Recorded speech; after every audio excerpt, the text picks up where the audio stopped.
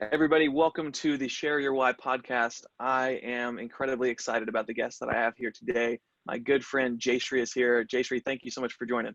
My pleasure. Thanks for having me, Thomas. Of course. So to introduce Jeyashree a little bit, Jeyashree is the founder of Soul. It's a platform that instantly connects people who need language and cultural help with interpreters. And she's also part of the NC State class of 2020, graduated in entrepreneurship and international studies, and also a Spanish minor. She loves learning about new cultures and languages, and is currently tackling Portuguese. I originally met Jeyashree, it's been a while now, right? It's probably been a year. Yes, I think it has been a year because last year's entrepreneurship ambassadors. Yeah, entrepreneurship ambassadors, and then to the venture studio program as well. I've been really impressed just with your drive and everything that you do. And I'm excited to talk today about connecting with other people and also just talking about this concept of mentorship, because I think it really connects back to what you're trying to do with Soul. I would love to just kind of hand it off to you to introduce your story, introduce yourself, where do you come from, what motivates you, and how have you made it to where you are now? So I was born in Chennai, India, and moved to the US when I was 3 years old. Like a lot of other immigrants, grew up in a dual cultural, dual lingual home and just loved learning new languages. And honestly, I thought it was a superpower. Being able to help other people by helping them be understood and heard is just a skill that I think is undervalued today and can really help a lot of people. I thought a lot about the why. I was looking at past trends of what has interested me in the past and what motivates me now and kind of inspires the future.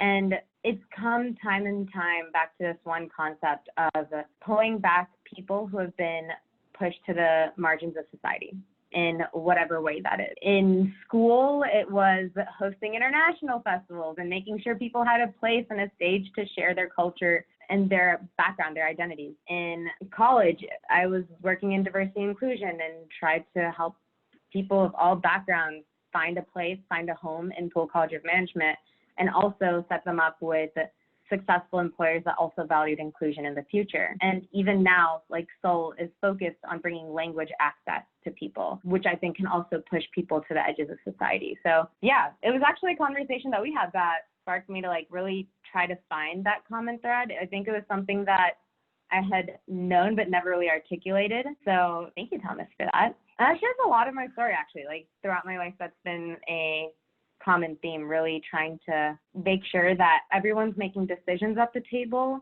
And if they're not, what can we do to bring them? What can we do to make them be heard, or in Soul's case, literally understood? I really appreciate it. There were even a few parts in there I hadn't heard yet. So it's really cool to hear the way that you're able to like you said, have your why be the thing that is the common thread throughout your entire story is really cool to see. I'd love to hear a little bit more just about Soul specifically. Where did the idea for your startup Soul come from, and then how have things progressed? And there's been a lot of turns throughout the couple of years you've been doing it. So tell me all about it.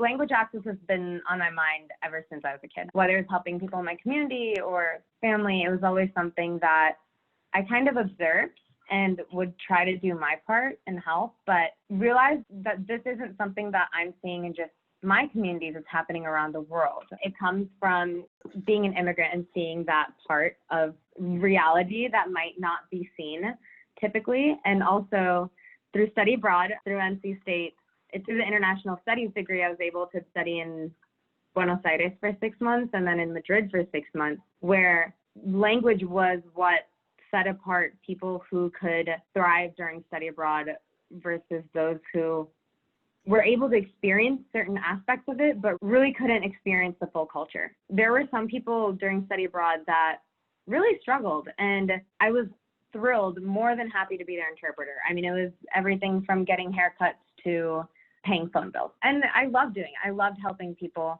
but I was like, well, what if I'm not available? What if I'm in class? Or what if there are other people that don't have someone to tap on? So Soul is a platform that instantly connects people who need language and cultural help with interpreters. It's honestly super simple. You go to the website on your phone and verify your phone number, enter your name, the language you speak, and the language you need help with. And once you do that, you get a text from a Soul interpreter, and you can just text them your questions. And if you want a phone call, we do a conference call with the interpreter and you. And if you want a video call, then we send you a link to make that happen. So that's how it works. It's pretty simple. We'll put an interpreter in your pocket. And so that's where I started thinking more about this problem. And then I came back from study abroad. I had my last year at NC State, really kind of dove deep into discovery.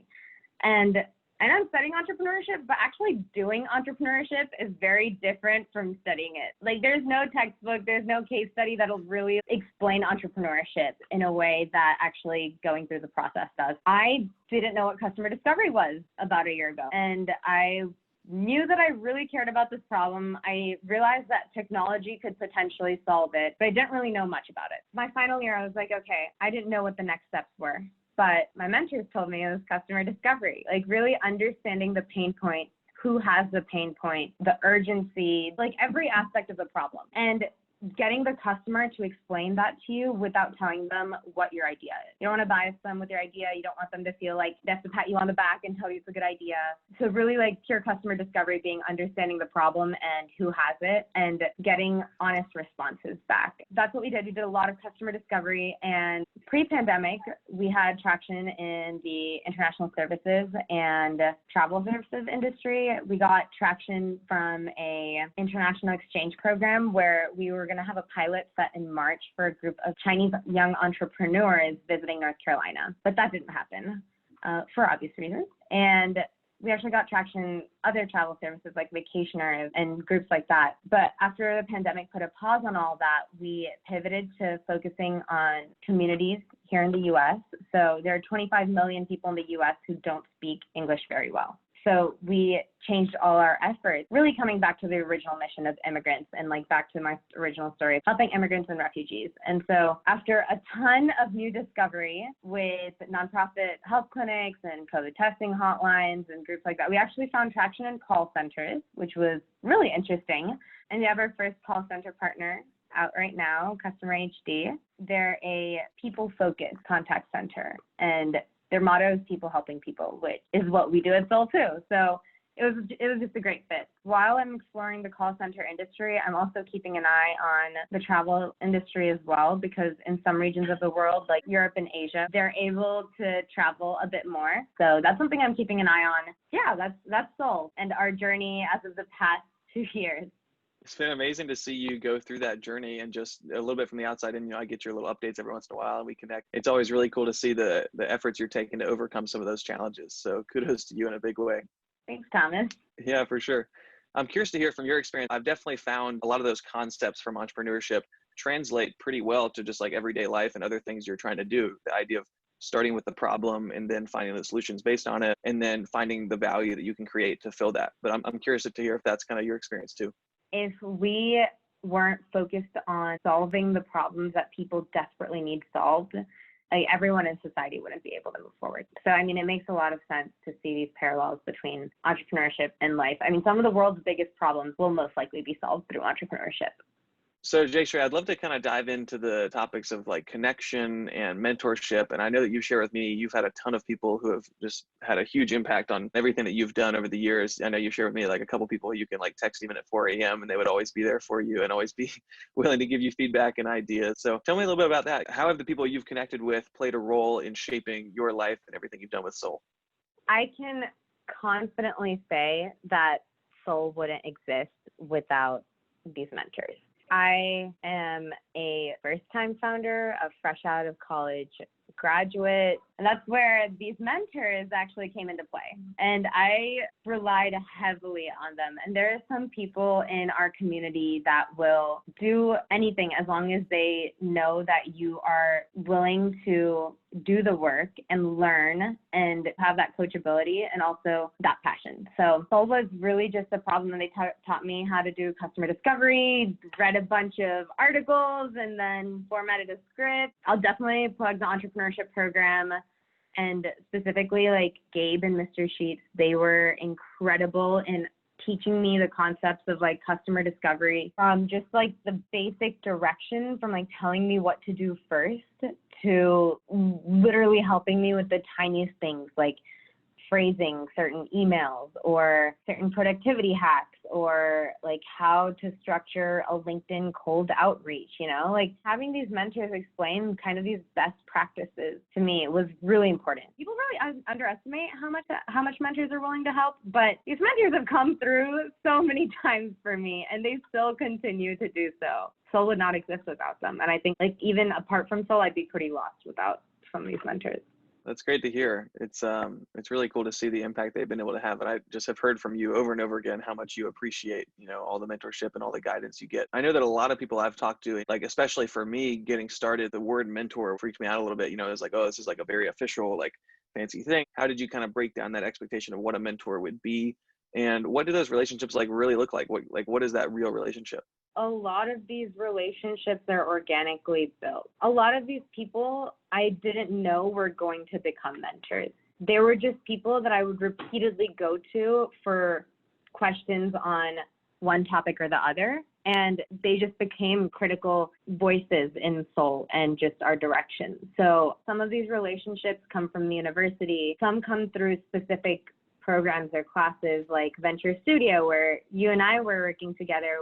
I think a lot of these relationships were just, I see that you know a lot about this and this is something that I'm going through. Like, can I ask you for advice on this aspect of it? Or what did you do when you were launching a startup in this aspect, in this like stage? And honestly, I just go to them and ask them questions and keep asking them questions, or they'd give me like next steps, and it just became kind of like this flow of like they want to help and I need help and I will do what you are teaching me. So it just worked out like that. They see that you want to grow and you want to learn, and mentors respond very well to that. And I think a lot of these people became mentors, and I definitely believe that when we first had our coffee or question discussion, they probably didn't see that one coming. I know I've heard you talk a lot about this concept of like surrounding yourself with support. And I've definitely like seen you as somebody who's been able to do that in a really big way. So I'm curious, like, how have you been able to do that? And what does that look like for you? Like having this ring of people around you who are constantly being there to support you? Entrepreneurship is like, everybody will tell you, entrepreneurship is hard. And so going through this process alone is just not an option. It's not. It's a roller coaster. And so our roller coasters obviously have our lows as well. And as a solo founder, I would not have made it without mentors. There were definitely times where I have called them and just vented and been like, this is what's happening. I am just so confused and I don't know what to do.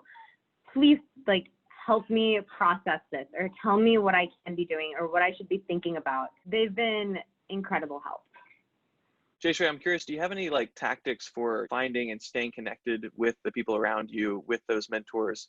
I still am trying to find out the best way to do all this. I think setting a regular cadence has helped a lot with some of like my core mentors. Even if there's not like a huge update, I think there's always something that either of us are thinking about that either a mentor wants me to start seeing, or that like I have been thinking about in the back of my head that I'd want to talk about. Some mentors I meet with weekly. Some mentors I meet with probably like more monthly. And some I really just ask if they can look over some document or some email or some idea.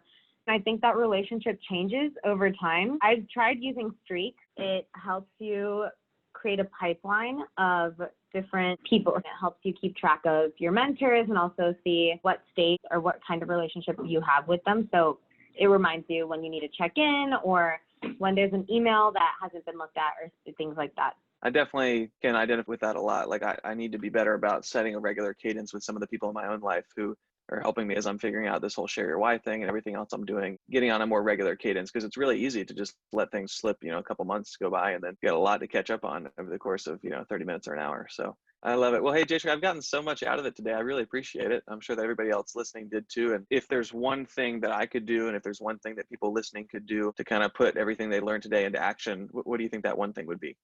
So pretty recently I was at the Mentors Only meetup where the mentors connect with other students for this coming school year.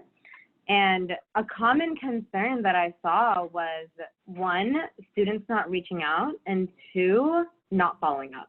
So not following up is a pretty across the board pet peeve of a mentor.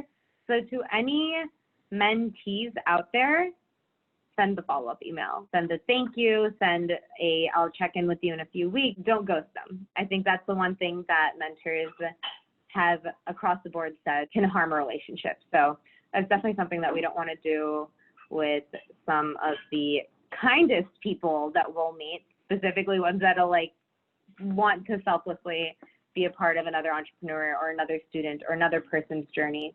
I say thank your mentor and thank them frequently, because it's easy to feel like they're not being appreciated or their time isn't, or their advice isn't being used. Like, tell them like, hey, thank you so much for your advice. This is what I did with the advice and these are the results. Like, this means a lot. So thank you for your time and I am using your advice. Yeah, I love that. Not just like asking for the advice, but also saying like, hey, I took your advice and I implemented it. That's awesome. Thank you so much.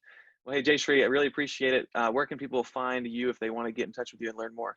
Oh, I forgot about social media. It's getsoul_live. I am just now working on my Twitter presence, but it's at Jeya212. So JEYA212. And my email is Jeyashree@getsoul.live. So excited for the future of what you guys are building and your way that you're going to allow people to connect with each other and like you said, achieve that mission of pulling back people who have been pushed to the margins of society. So thank you so much for taking the time today. I really appreciate it. Thanks, Thomas. I appreciate you having me. Of course. All right, everybody. Thank you so much for tuning in. We will see you again soon for the Share Your Why podcast. Appreciate it.